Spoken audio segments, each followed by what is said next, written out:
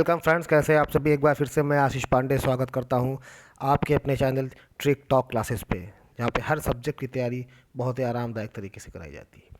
देखिए, बाल विकास की क्लासेस चल रही थी। सीटेड और यूपीटेड के एग्ज़ाम आने वाले हैं, उनके लिए मोस्ट इंपॉर्टेंट 500 प्रश्न, 500 क्वेश्चंस जो पिछले 7 सालों से लगातार पूछे जा रहे हैं, घुमा फिरा करके पूछे जा रहे हैं। और देखिए, 500 क्वेश्चन हैं और सीटेड यूपीटेड के हैं, इंपॉर्टेंट क्वेश्चन। इन्हीं का कॉन्सेप्ट अगर आपने क्लियर कर लिया तो फिर उन्हीं में से बदल करके कुछ दूसरा भी पूछ लेगा अगर एग्जामिनर, तो आप आंसर उसका चुटकियों में दे सकते हैं। ठीक है, तो 1 से 50 क्वेश्चन की सीरीज हो चुकी है। ये पार्ट 2 है, जिसमें 51 से 100 क्वेश्चन की बात करेंगे पूरी डिटेल के साथ। और हाँ, ना देखे हो तो वाला वीडियो आप जा करके देख सकते हैं। यह है ट्रिक टॉक क्लासेस, यहाँ ऐसा यूट्यूब चैनल जहाँ पे निःशुल्क हर क्लासेस को पढ़ाया जाता है। हर विषय की बहुत ही आसान और ट्रिक वाली भाषा में तैयारी होती है। शिक्षक भर्ती हो या पुलिस भर्ती हो या किसी प्रकार की भी हो, हर कन्फ्यूज़न होगी दूर, क्योंकि यहाँ पे मिलेगी ट्रिक भरपूर। ये कॉन्टैक्ट नंबर है, अगर किसी प्रकार की कोई समस्या होती है लिंक मिलने में या किसी टॉपिक में समस्या होती है तो आप इसमें संपर्क कर सकते हैं, उस पर वीडियो बना दी जाएगी। आइए शुरू करते हैं क्वेश्चन पे। क्वेश्चन नंबर 51 क्या कहता है? बुद्धि का द्विकारक सिद्धांत क्या होता है? तो बुद्धि का द्विकारक सिद्धांत क्या होता है? देखिए, अभी सबके सब आदमी जो भी कोई है, एक अच्छा सिंगर ना हो सके, लेकिन एक जो है बाथरूम सिंगर सब होते हैं। ठीक है, बाथरूम में सब गुनगुनाते हैं, बाथरूम सिंगर होते हैं। लेकिन वही पब्लिक के सामने गाने को कह दिया जाए तो कोई गाएगा नहीं। वो वही गाएगा जिसके अंदर एक अलग से फैक्टर होगा, जिसको बोलते हैं एक्स फैक्टर, है ना, या स्पेशल फैक्टर। तो बुद्धि का अधिकारक सिद्धांत यही है। बुद्धि दो तरह की, एक तो जनरल सामान्य जो जो सबके पास, और एक अलग, ठीक है ना, स्पेशल स्पेसिफिक स्पेसिफिक विशिष्ट बुद्धि। ये दो बुद्धियाँ जिसके पास होंगी वो अपने आप में मल्टी टैलेंटेड हो जाएगा। ठीक है, तो यही है बुद्धि का अधिकारक सिद्धांत, एक सामान्य बुद्धि और एक विशिष्ट बुद्धि। तो इसका आंसर क्या है? सभी प्रकार के मानसिक कार्यों को दो प्रकार की मानसिक योग्यताओं की आवश्यकता होती है, प्रथम सामान्य और दूसरी विशिष्ट। यही है आपका बुद्धि का अधिकारक सिद्धांत। आप किसी नई कक्षा में गणित के शिक्षक के रूप में जाते हैं। ठीक है, आपको एक सफल एवं प्रभावी शिक्षण के लिए निम्न में से क्या आवश्यक है? तो जाहिर सी बात है, अगर आपको एक मैथ का टीचर बनना है तो आपको क्या करना होगा? व्यक्तिगत विभिन्नताओं का ज्ञान, अपने वेतन का ज्ञान सबसे पहले रखना होगा, है कि नहीं? बस सैलरी पता होगी तभी तो आप जाएंगे। लेकिन अगर ऐसा लिख देंगे ना तो सीटेट में नंबर तो नहीं पाएंगे। तो वेतन तो आपको मिलेगा ही, लेकिन जब कर्म मेहनत से करेंगे, बच्चे आपका रिजल्ट देंगे, तो आपका वेतन इंक्रीज भी होगा। तो कुल मिला के इन सभी में क्या है? आपका वेतन का ज्ञान उतना इंपॉर्टेंट नहीं है। सहकर्मी की योग्यता, अब सहकर्मी कितना पढ़ा आपके साथ, जो कलीग वो पढ़ा रहा है कितना पढ़ा है, उससे आपसे क्या मतलब है? आपका अपना सब्जेक्ट है, आप अपने सब्जेक्ट पर ध्यान दीजिए, उसमें रिजल्ट आने की कोशिश कीजिए। और डी यानी इन सभी का ज्ञान, तो जब दो का मतलब ही नहीं तो डी हो ही नहीं सकता। आंसर क्या होगा इसका? जिसको आप पढ़ा रहे हैं, जो आपके क्लास है उसमें जो बच्चे हैं, उनकी पर्सनालिटी डेवलपमेंट, उनकी पर्सनालिटी डिफ्रेंशिएट, व्यक्तित्व भिन्नता उनकी क्या क्या है, किस में उनकी रुचि है, किस में उनकी रुचि नहीं, इसको आपको सबसे पहले पता लगाना होगा और फिर आप अच्छे से पढ़ा पाएंगे। Question number 53 sorry. शिक्षण प्रक्रिया में क्रियात्मक अनुसंधान का उपयोग अति महत्वपूर्ण है। ठीक है, क्रियात्मक अनुसंधान का उपयोग अति महत्वपूर्ण है और ये बहुत ही इंपॉर्टेंट टॉपिक भी है। क्या ऑप्शन है? पहला है विशद समस्याओं का, दूसरा है विशद शैक्षिक समस्याओं का, तीसरा है कक्षागत व्यवहारिक समस्याओं का, या शिक्षक समस्याओं का। क्या है क्रियात्मक अनुसंधान? देखिए, क्रियात्मक अनुसंधान क्या है? रिसर्च एक्शन बोलते हैं इसको। क्या बोलते हैं? Research action. ठीक, ये होता है क्रियात्मक अनुसंधान। अब अगर आपसे पूछ ले कि इसके जनक कौन है, तो उसके जनक हैं बंकिंघम। मैं इसको बता दे रहा हूँ, क्रियात्मक अनुसंधान छोटा सा टॉपिक है लेकिन मोस्ट इंपॉर्टेंट टॉपिक है। रीट में से क्वेश्चन आया था, सीटेट में कई बार आता है, यूपी टेट में आया, सुपर टेट में आया है। ठीक है, और जो क्रियात्मक अनुसंधान शब्द है, शब्द इसका सबसे पहले जो प्रयोग किया था वो कोलियर ने किया था। किसने किया था? कोलियर ने किया था। जनक इसके बंकिंघम है और जनक शब्द का किसने प्रयोग किया था? कोलियर ने किया था। ठीक है, ये हो आपका क्रियात्मक अनुसंधान। ठीक है, तो क्रियात्मक इसको जो है वैज्ञानिक तरीके से समस्या समाधान होती है, वैज्ञानिक तरीके से समस्या समाधान। इसको किसने बताया था? तो इसको बताया था स्टीफन कोरे ने। स्टीफन कोरे ने ही बताया था। तो इसमें क्या है? विशद समस्याओं का, विशद शैक्षिक समस्याओं का। इसमें ऑप्शन आपका है सी, कक्षागत व्यवहारिक समस्याओं का। मतलब जो क्लास के अंदर जो व्यवहारिक समस्याएं हो रही हैं उनको आपको इसमें डील करना है क्रियात्मक अनुसंधान में। ठीक है, उसका समाधान निकालना है और उसको समस्या को दूर करना है। यानी कि जो विद्यालय का वातावरण है वो यांत्रिक के बजाय लोकतांत्रिक होना चाहिए। यांत्रिक इन द सेंस कि सिर्फ मशीनरी पर डिपेंड ना रहें कि बच्चे को आपने कुछ दे दिया वो अपना कर रहा खेल रहा है, लेकिन लोकतांत्रिक होना चाहिए। मतलब हर बच्चे की आवाज़ को सुनना है, हर बच्चे की आवाज़ को समझना है, हर बच्चे के सोल्यूशन को, प्रॉब्लम्स का सोल्यूशन देना है। ये है क्रियात्मक अनुसंधान। आशा करता हूँ समझ आ रहा होगा आपको। प्राथमिक कक्षाओं में किस प्रकार के शिक्षार्थियों को हस्तशिल्प की शिक्षा देना उपयुक्त है। ठीक है, हस्तशिल्प यानी कि हैंडमेड, हाथ से कुछ बनाए, तो उससे क्या होगा कि जब कुछ स्किल जैसे होता नहीं, अभी स्किल प्रोग्राम चल रहे हैं सरकार के द्वारा, तो स्किल सीख लेंगे तो कुछ चार पैसे भी आ जाएंगे, है ना, और उसके बाद हुनर आ जाएगा। तो हुनर, जिस हाथ में हुनर है वो कभी खाली नहीं बैठता, ऐसा लोग कहते हैं। तो इसमें होगा क्या कि जो है क्वेश्चन नंबर 54 का आंसर आपका होगा पिछड़े शिक्षार्थियों को। देखिए सामान्य बच्चे हैं वो नॉर्मली पढ़ सकते हैं, मंद बुद्धि उनको आप मिट्टी देंगे तो वो कुछ ना कुछ बनाएंगे, लेकिन हाँ मूर्ति अच्छी नहीं बना सकते क्योंकि उनका दिमाग उनका लेवल का है नहीं। प्रतिभाशाली शिक्षार्थियों को अगर आप हस्तशिल्प पढ़ाएंगे वो बोर हो जाएंगे, उसमें इंटरेस्ट ही नहीं लेंगे। ठीक है, तो इसका जो आंसर आपका सही है वो है पिछड़े बुद्धियों को, पिछड़े शिक्षार्थियों को। समावेशी शिक्षा क्या होती है? समावेशी शिक्षा का मतलब होता है जनरलाइजेशन, सामान्यकरण। इसका मतलब हमें चाहे गरीब बच्चा हो चाहे अमीर बच्चा हो, चाहे वो विकलांग हो चाहे ना हो, चाहे वो पढ़ने में बहुत तेज हो चाहे पढ़ने में बहुत खराब हो, हमें सबको एक नज़र से देखना है, यानी कि जनरलाइजेशन करना, सामान्यकरण करना है और सबको एक साथ पढ़ाना है। यही है आपका समावेशी शिक्षा। निम्न में से किसने नैतिक वृद्धि की 3 अवस्थाओं तथा 6 चरणों की अवधारणा प्रस्तुत की है? कोहलबर्ग ने की है। कोहलबर्ग ने नैतिक वृद्धि की 3 अवस्थाएं बताई हैं और 6 चरण बताए हैं। ठीक, स्कूल समुदाय की, स्कूल शिक्षक की, शिक्षक की, शिक्षक बच्चों की, शिक्षक अभिभावक की, सफल एवं आदर्श अधिगम का मुख्य आधार क्या है?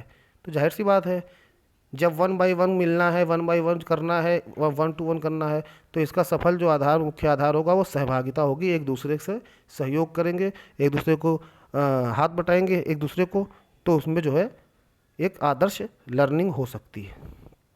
स्व आकलन एवं प्रतिपुष्टि के लिए क्या आवश्यक है? स्व आकलन है कि सेल्फ असिस्टमेंट, और प्रतिपुष्टि के लिए आवश्यक है क्या? इसके लिए आवश्यक है स्व आकलन के लिए शिक्षार्थी, जो बच्चों को आप जैसा पढ़ा रहे हैं उनको एक ऐसा एक्सपीरियंस दें कि उनके अंदर कॉग्निटिव क्वालिटीज़ का डेवलपमेंट हो, संज्ञानात्मक विकास का उनके अंदर गुण आए, उनको ऐसा अनुभव दीजिए। ठीक है, तो वो स्व आकलन और प्रतिपुष्टि के लिए यही आवश्यक है। क्वेश्चन नंबर 59 है, जब शिक्षक एवं शिक्षार्थी औपचारिक एवं अनौपचारिक यानी फॉर्मल और इनफॉर्मल रूप से अंतःक्रिया करते हैं, मतलब कोई कॉम्बिनेशन कॉम्बो बनाते हैं, तो इस स्थिति में सीखने की प्रक्रिया कैसी होती है? तो इसमें क्या होती है, कंटिन्यूअस होती है, सतत रूप से चलती रहती है। भाई जब शिक्षक भी सिखा रहा है, औपचारिक तरीके से सिखा रहा है मतलब बुक से भी पढ़ा रहा है, और अनौपचारिक तरीके मतलब कि उसको बाहर ले आकर घुमा रहा है और चीज़ कर रहा है, तो हर तरह से उसको पढ़ा रहा है, तो वो जो है क्या कहते हैं, उसमें जो सीखने की प्रक्रिया है वो लगातार ही चलती रहेगी। बच्चा कहीं भी जाएगा वहीं सीखेगा। विकास की शैशवावस्था में सामवेगिक विकास का अध्ययन किया जाता है। विकास की शैशवावस्था में सामवेगिक विकास का अध्ययन किया जाता है किसका? तो निरीक्षण से किया जाता है। भाई शैशवावस्था यानी कि 0 से 2। अब 0 से 2 साल के बच्चे का क्या इंटरव्यू लेंगे आप, साक्षात्कार, या उस पर कोई रिसर्च कर डालेंगे, अनुसंधान, या उस पर कोई साइंटिफिक तरीके से निकालेंगे? नहीं, संवेगात्मक विकास उसका निरीक्षण से होगा। उसको देखेंगे आप क्या चाह रहा है, उसका संवेग क्या कह रहा है, रो रहा है कि हंस रहा है। ठीक है, तो किस उसके संवेग के हिसाब से उसको आप खाना देंगे। अगर रो रहा है तो आप उसको कुछ ना कुछ देंगे, खिलौना देंगे, खुश हो जाएगा। तो संवेग को निरीक्षण के हिसाब से जब तक आप देखेंगे नहीं जान पाएंगे। क्वेश्चन नंबर 61 क्या कहता है, निम्न में से किसने सामाजिक अधिगम का प्रतिपादन किया था? तो सामाजिक अधिगम सिद्धांत का प्रतिपादन किया था बंदूरा और वाल्टर्स ने। ठीक है, बंदूरा और वाल्टर्स ने। क्वेश्चन नंबर 62 क्या कहता है, विकास के संबंध में निम्नलिखित में से कौन सा कथन सत्य नहीं है? तो विकास की प्रक्रिया एक निश्चित दिशा में होती है, ये सत्य है। वृद्धि और विकास की क्रिया वंशानुक्रम और वातावरण का संयुक्त परिणाम है, एकदम 100% सत्य है ये। विकास हमेशा सामान्य से विशिष्ट हो चलता है, बिल्कुल सही, मैंने आपको बताया था पिछली क्लास में। तो जब 3 सही है तो एक ही गलत होगा। किसी बच्चे में वृद्धि और विकास की गति को ध्यान में रखकर उसके आगे बढ़ने की दिशा और स्वरूप के बारे में भविष्यवाणी नहीं की जा सकती है। ये कथन आपका सत्य नहीं है। की जा सकती है भाई, कहावत कही नहीं कि होनहार विद्वान के हो चीखने पात, भाई जब उसको आप देख रहे हैं कि हाँ उसके अंदर बैटिंग करने की स्किल ज़्यादा है, खेल की तरफ उसका रुझान ज़्यादा है, तो आप भविष्यवाणी कर सकते हैं ना कि हाँ ये बड़ा होकर एक क्रिकेटर बन सकता है। बिल्कुल बनेगा, अगर आप उसको वो माहौल देंगे, उसको खेलने के लिए किट देंगे, उसको कोचिंग कराएंगे क्रिकेट की, तो वो बिल्कुल बनेगा। ठीक, तो भविष्यवाणी की जा सकती है। उच्च प्राथमिक स्तर के बालक की विशेषता नहीं है। ठीक, यानी कि उच्च प्राथमिक स्तर बात करते हैं 6 से ऊपर तक की, तो कार्यों को शीघ्रता से करेगा, जाहिर सी बात है करेगा। विभिन्न प्रकार के व्यवहार का प्रदर्शन करेगा, बिल्कुल करेगा। सफलता को अनुभव करने की चाहत होगी, बिल्कुल होगी। डेटिंग करना, अब उच्च प्राथमिक स्तर के बालक की विशेषता है डेटिंग करना। अब भाई ये मुझे तो नहीं पता है, डेटिंग तो आजकल छोटे छोटे बच्चे भी कर ले रहे हैं, तो इसके बारे में तो नहीं, लेकिन हाँ अगर क्वेश्चन में आता है तो इसका आंसर भी होगा कि डेटिंग नहीं करेगा वो। प्रतिद्वंद्वात्मक सामाजिकरण की अवस्था किसे कहा जाता है? प्रतिद्वंद्वात्मक मतलब कि एक प्रतिद्वंदी की तरह, किसी को आप एक प्रतिद्वंदी की तरह, अपने अपोजिट की तरह, अपने मतलब अपने कंप्यूटर की तरह अगर आप लेते हैं समाज में, तो वो कब होता है? वो होता है बाल्यावस्था में।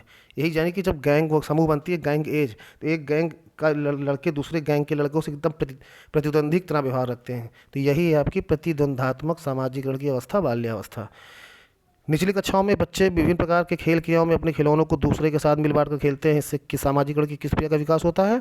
तो इससे बिल्कुल जाहिर सी बात है एकता और सहयोग की भावना होती है। भाई मिल बांट के खेल रहे हैं तो एकता और सहयोग की भावना होती है। पियाजे के अनुसार कोई बच्चा किस अवस्था में अपने परिवेश की वस्तुओं को पहचानने एवं उनमें विभेद करने लगता है?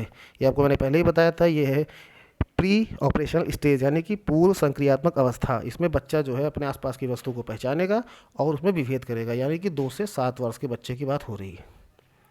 क्वेश्चन नंबर 67 की बात करें तो पियाजे ने किसी बच्चे के विचारों में नए विचारों का समावेश हो जाने को क्या कहा है? आपको बताया था मैंने पिछली क्लास में, आत्मसात्करण है ना, एसेसिलेशन। मतलब कि बच्चे के विचार हैं, ठीक है, उसमें क्या हुआ, नए नए आइडियाज़ आ गए और वो उसमें हावी हो गए, उसमें मिल गए, तो ये क्या हो गया, आत्मसात्करण है।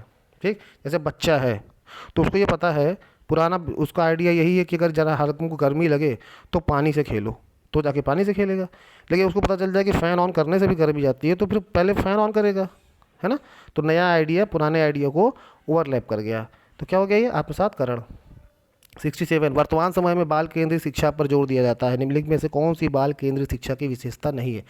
तो कौन कौन सी है? बालकों का सर्वांगीण विकास, यानी कि पूरा whole development of the child, बिल्कुल है। ठीक है, बालक के मनोविज्ञान को समझना, बिल्कुल, ये तो समझना ही, पूरी साइकोलॉजी बालक के मनोविज्ञान को समझने के लिए ही बनी है, शिक्षा मनोविज्ञान। ठीक, उसके बाद क्या, बालक के मनोविज्ञान को समझते उसकी समस्याओं को दूर करना, बिल्कुल ये करना ही करना है निदानात्मक शिक्षण के द्वारा।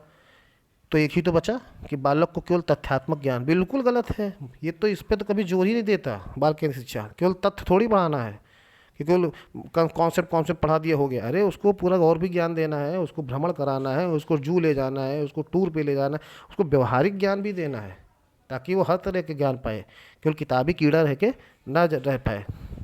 क्वेश्चन नंबर 70 है, निम्नलिखित में से किस कथन से बुद्धि एवं बुद्धि परीक्षण के महत्व को पता चलता है? देख लेते हैं। व्यावसायिक मार्गदर्शन में बुद्धि परीक्षण की भूमिका बिल्कुल होती है। अगर हमें कोई बिजनेस डालना है तो उसमें बुद्धि चाहिए। बुद्धि परीक्षणों द्वारा प्रत्येक छात्र की सही उन्नति, बिल्कुल प्रोग्रेस करने, हम जान सकते हैं कि कौन सा स्टूडेंट कितने लेवल तक सीख रहा है, उसको कौन सा नहीं सीख पा रहा है, जो दिक्कत होगी उसको दूर की जाएगी ताकि उसका प्रोग्रेस हो। अनुसंधान के विभिन्न घटकों का चयन करना होता है, यानी कि रिसर्च के अलग अलग तरीके से रिसर्च किया जाता है, तो बुद्धि भी उसमें एक होता है ताकि कम से कम त्रुटि हो, बिल्कुल बुद्धि चाहिए ही, तभी कम त्रुटि होगी। तो इसका मतलब उपरोक्त कथन सही है, आंसर डी होगा इसका। आकलन को उपयोगी और रोचक प्रक्रिया बनाने के लिए एक शिक्षक को निम्न में से किसके प्रति सचेत रहना चाहिए? आकलन यानी कि असेसमेंट को यूजफुल एंड इंटरेस्टिंग प्रोसेस बनाने के लिए क्या करना होगा शिक्षक को? तो इसको करना होगा कि शैक्षिक और सह शैक्षिक क्षेत्रों में, ठीक है, एजुकेशनल एंड को एजुकेशनल फील्ड्स में छात्रों को सीखने के बारे में जानकारी प्राप्त करने के लिए विविध तरीकों का प्रयोग करने से इसके प्रति सचेत रहना होगा, है ना। यानी कि बहुत ज़्यादा अलग अलग तरीके अपना रहे हैं, बहुत ज़्यादा प्रैक्टिकल करने, बहुत ज़्यादा एक्सपेरिमेंट करेंगे तो बच्चा भी कंफ्यूज हो जाएगा। इसलिए उपयोगी और रोचक तभी हो पाएगा जब आप बच्चे का असेसमेंट एक प्रोसेस से करेंगे, बहुत ज़्यादा एक्सपेरिमेंट करके नहीं। तो बहुत ज़्यादा एक्सपेरिमेंट या विविध तरीके नहीं यूज़ किया सकते। चिंतन की दृष्टि से किसी बच्चे में सर्वश्रेष्ठ चिंतन क्या है? बिल्कुल सी बात है, कल्पना कोई सर्वश्रेष्ठ नहीं, बच्चे तो सभी कल्पना करते हैं। प्रत्यक्षात्मक भी नहीं है, प्रत्यात्मक यानी कॉन्सेप्चुअल, कॉन्सेप्ट बेस्ड चिंतन क्या है?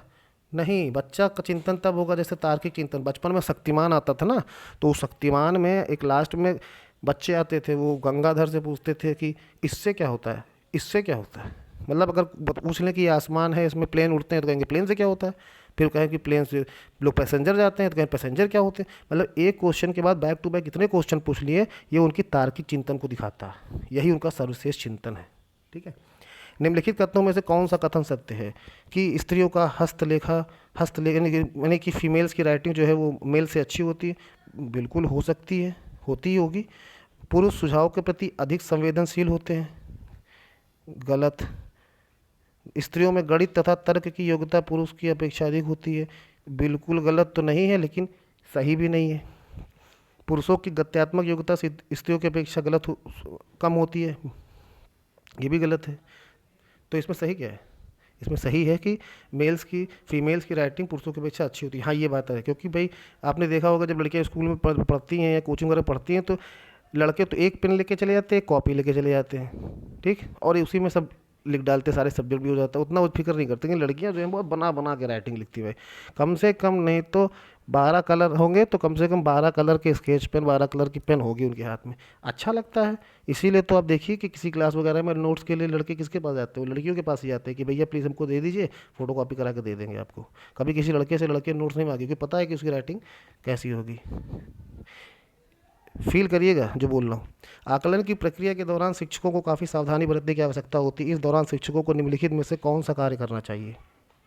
असेसमेंट के दौरान कौन सा कार्य करना चाहिए? बिल्कुल, स्टूडेंट्स को फीडबैक देना चाहिए ताकि वो बेहतर ढंग से कार्य कर सकें। आप देखिए, आप कोई भी ऐप इंस्टॉल करते हैं या कोई भी कस्टमर केयर से फ़ोन आता है, तो आप उससे बात करते हैं, वो आपकी समस्या को दूर करता है, लेकिन बाद में फीडबैक मांगता है। अगर आपने उसको फीडबैक दिया कि हाँ आपने अच्छे से दूर किया, आपने बात अच्छे से किया, आपने समझाया अच्छे से, तो भाई उसको लगेगा अच्छा है। और अगर आपने फीडबैक दिया नहीं, आपका व्यवहार गलत था, तो उसको सुधारेगा। तो आकलन तभी होगा जब फीडबैक आप देंगे बच्चों को। क्वेश्चन नंबर 75 कहता है कि पर्सनालिटी डिफरेंशिएट व्यक्तिगत विभिन्नताओं को समझने का प्रयत्न सबसे पहले किसने किया था? जॉन गाल्टन ने किया था सबसे पहले पर्सनालिटी व्यक्तिगत विभिन्नताओं को समझने के लिए। शिक्षार्थी की उपलब्धि के मूल्यांकन के लिए सबसे बेहतर तरीका क्या है? ग्रेडिंग पद्धति करिए आप, A grade, B grade, C grade, ठीक है। तो सबसे बेहतर तरीका है ग्रेडिंग पद्धति। तुलनात्मक तो करना ही नहीं है। किसी बच्चे से ये नहीं कहना कि यार तू बड़ा बेस्ट है और तू बड़ा नकारा है, ये तो कहना ही नहीं है। तुलना बिल्कुल नहीं करनी, ठीक है। और उसके बाद मान लो कि नंबर पा गया, तो आपने उसको श्रेणी दे दी कि प्रथम श्रेणी, सेकंड श्रेणी। ये ग्रेडिंग सिस्टम है, आपने ग्रेड दे दिया, A grade, B grade, C grade, ठीक है, A1, B1, C1, तो वो ज़्यादा सही है। अनुकरण एवं दोहराने की तीव्र प्रवृत्ति में से किस अवस्था की ओर संकेत करती है? तो ये बिल्कुल करती है शैशवावस्था। शैशवावस्था में बहुत तेज बच्चे नकल भी करते हैं और बार बार उसको दोहराते भी रहते हैं। निम्नलिखित में से कौन सतत एवं व्यापक मूल्यांकन का एक उद्देश्य नहीं है? याद रखना पर बल देने के बदले सीखने की प्रक्रिया पर बल बिल्कुल है, क्योंकि रटने के बजाय कह रहा सीखो। छात्रों को सीखने की प्रक्रिया एवं परिवेश के बारे में उपयुक्त निर्णय बिल्कुल है, ठीक है। बोधात्मक, मनोप्रेरक और भावात्मक कौशलों को विकसित करना बिल्कुल है। तो क्या नहीं है? अध्यापन एवं अधिगम प्रक्रिया को शिक्षक केंद्रित बनाना। ये शब्द कहीं आ जाए तो सबसे समझिए वही ऑप्शन गलत है आपका। शिक्षक केंद्रित कहीं आ जाए तो, याद रखना आ जाए कि हाँ याद रखने बढ़ावा देना, वो ऑप्शन आपका 100% गलत है, ठीक। एक शिक्षक को अनुसूचित जाति के साथ कैसा व्यवहार करना चाहिए? समावेशी शिक्षा की बात हो रही है, बाल केंद्रित की बात हो रही है, तो बिल्कुल ऐसी होनी चाहिए। सही बालकों के समान शैक्षिक अवसरों की समानता करनी चाहिए, भेदभाव बिल्कुल नहीं करनी चाहिए। अपनी अपनी कक्षा में अधिगम को सरल बनाने के लिए दृश्य सामग्री का प्रयोग करते हैं, यानी कि विजुअल आइटम्स का प्रयोग करते हैं, बच्चे उसको देख सकें। तो ऐसी स्थिति में कक्षा के किन छात्रों को लाभ मिलेगा? भाई जाहिर सी बात है, जो पढ़ने में हाई लेवल के हैं उनको ज़्यादा लाभ मिलेगा, ठीक, ठीक है। जो आंखों से देख पाते हैं उससे क्या क्या मतलब है? निम्न में से कौन सा शिक्षार्थियों में सृजनात्मकता का पोषण करता है, यानी क्रिएटिविटी का पोषण करता है? इसका आंसर है प्रत्येक शिक्षार्थी को अपनी अंतर्जात प्रतिभाओं का, यानी कि उसके अंदर जो छुपी हुई प्रतिभा है उसको पोषण करने और उसको प्रश्न करने के अवसर देना। मतलब हर बच्चे को क्लास में आपको पकड़ना है, हर बच्चे को आपको छोड़ना नहीं, हर बच्चे पर ध्यान देना है।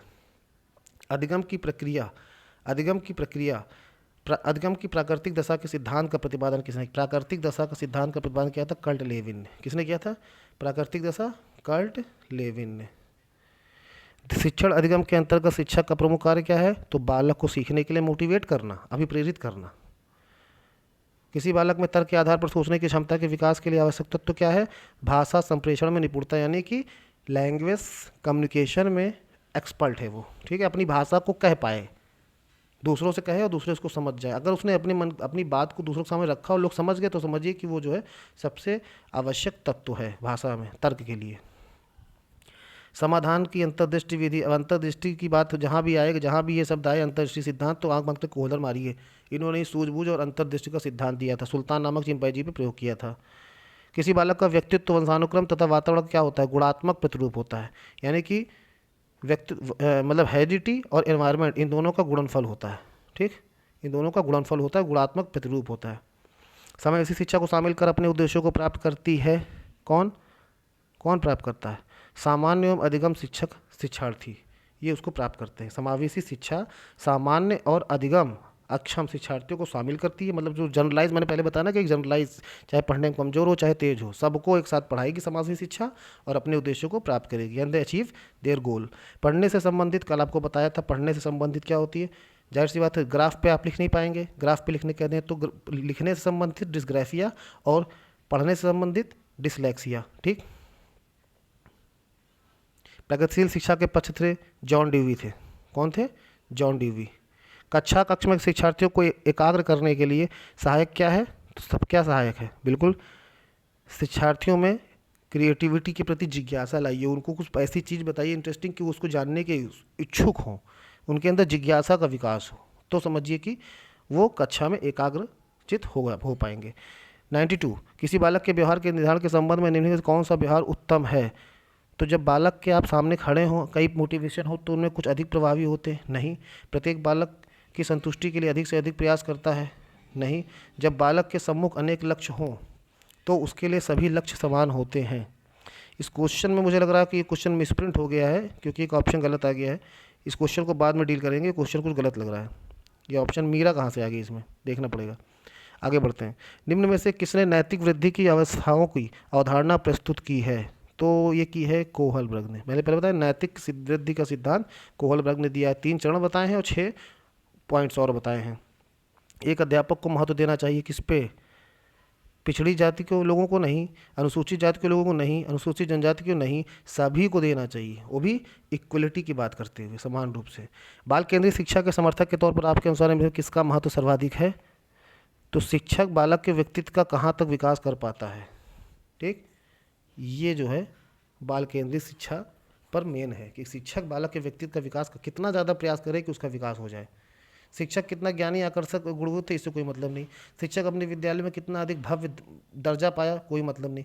शिक्षक की पहचान का दायरा बहुत बड़ा है, कोई मतलब नहीं। शिक्षक एक टीचर है, वो अपने क्लास 100 बच्चों को पढ़ा रहा है, जैसे कि आनंद कुमार थे सुपर 30 वाले, जिनके ऊपर मूवी भी बनी है सुपर 30। उन्होंने 30 बच्चों की कोचिंग खोली थी IIT के लिए और 30 का सिलेक्शन किया था, 100% रिजल्ट दिया है। लेकिन ना बहुत पैसे वाले थे, ना बहुत ज़्यादा वो पहचान थी उनकी, लेकिन जब रिजल्ट दिया तो पहचान भी बढ़ गया और दर्जा भी पा गए, है ना। तो उन्होंने बच्चों का व्यक्तित्व का विकास किया, ये ज़्यादा इंपॉर्टेंट है। किसी बालक के व्यवहार को उत्पन्न करने वाला कारक क्या है? तो किसी बालक के व्यवहार को उत्पन्न करने वाला कारक क्या है? चिंतन के साथ सार्थक रूप से समायोजन। बच्चा जो सोच रहा है, जो चिंता कर रहा है, उसका जो है एग्जैक्ट समायोजन, एडजस्टमेंट हो। ये क्वेश्चन देखिए, मीरा यहाँ आ गई, यहाँ से वहाँ चली गई थी, वहाँ से भी यहाँ आ गई। मीरा का अपनी सहेलियों में व्यक्तिगत एवं सामाजिक समायोजन श्रेष्ठ है, अपनी सहेलियों से बहुत बैठती है इसकी, है ना। तो ये क्या कारण हो सकता है? जाहिर से मीरा अमीर घर से संबंध रखती है? नहीं। मीरा की माँ विद्यालय की प्रधानाचार्य है? में भी हो सकती है, लेकिन इससे क्या मतलब है? मीरा पढ़ने में बहुत होशियार है, इससे क्या मतलब? मीरा की भाषा बहुत आकर्षक है, जाहिर सी बात है, कहते हैं ना कि यही जिह्वा जो है मिठाई खिलाती है, यही जिह्वा जो है लाठी भी खिलाती है। तो जितनी ज़्यादा भाषा आपकी आकर्षक होगी, जितना ज़्यादा आपकी लैंग्वेज अट्रैक्टिव होगी, उतना ही लोग आपसे बात करेंगे, जुड़ेंगे। छात्र एवं छात्रा के बीच लैंगिक प्रभाव को कम करने के उपयुक्त उपायों नहीं पूछा है। आप देखिए सीटेड क्वेश्चन दीजिएगा, ध्यान दीजिएगा, बाल विकास या कोई भी हो, सबसे ज़्यादा क्वेश्चन यही रहते हैं। एक शब्द इसको आप जरूर ना मिस करें। नहीं, कहीं आपने पढ़ लिया उपयुक्त है, बस आपने मार दिया, लेकिन नहीं को पढ़ना है। नहीं मतलब नहीं। तो जो क्वेश्चन है पूछ रहा कौन सा उपयुक्त नहीं है, तो आप ये निकालिए कौन कौन से उपयुक्त हैं, जो नहीं होगा वही बच जाएगा। तो छात्राओं को छात्रों के समान अधिकार देना चाहिए, सही है, होना चाहिए। छात्राओं को छात्रा के समान अवसर देने चाहिए, होने चाहिए। छात्राओं को छात्रा के समान शैक्षिक योग्यता की समानता होनी चाहिए। छात्र छात्राओं को दो वर्ग में बांटकर सामाजिक उद्देश्य के अनुकूलन शिक्षावत करना गलत, ये नहीं है। दो वर्गों में क्यों बांटना, जब समावेशी शिक्षा है, को एजुकेशन है, तो अलग अलग क्यों बांटना, अलग अलग क्यों बैठाना, एक साथ बैठाइए और इक्वलिटी पे चलिए। 99, किसने वंशानुक्रम को व्यक्तिगत विभिन्नता का प्रमुख कारण माना है। वंशानुक्रम हेरिडिटी को किसने माना है, मन ने माना है। मन थे मनोवैज्ञानिक, उन्होंने माना है। वह आकलन जो विद्यालय परिषदों के दिशा निर्देशों के आधार पर किया जाता हो परंतु बोर्ड स्तर पर नहीं, क्या कहलाता है। मतलब कि विद्यालय खुद करते हैं, लेकिन जैसे यूपी बोर्ड है तो वो जो असेसमेंट करेगा, वो जो रिजल्ट देगा, वो अलग चीज़ हो गई। और विद्यालय जो खुद अपने यहाँ करते हैं, छोटे मोटे एग्ज़ाम करा के असेसमेंट लेते हैं, आकलन करते हैं, वो अलग चीज़ है। तो वो क्या है, वो है विद्यालय आधारित आकलन। ठीक है, तो देखिए पिछले 50 क्वेश्चन और ये 50 क्वेश्चन, अब इन 100 से आपके कम से कम नहीं तो 300 क्वेश्चन हो गए, क्योंकि जो मैं कॉन्सेप्ट आपको बताया है उसी कॉन्सेप्ट से जुड़ के दूसरा क्वेश्चन आ सकता है। तो अगर क्लास अच्छी लगी हो तो प्लीज़ शेयर जरूर कर दीजिएगा, सब्सक्राइब न किए हो तो कर लीजिए, और लाइक जरूर कर दीजिएगा, और कमेंट भी कर दीजिएगा। ठीक है, ऐसे ही अगला वीडियो आपको जल्द ही मिलेगा। मिलते हैं आपको अगली वीडियो में, तब तक जय हिंद, जय भारत।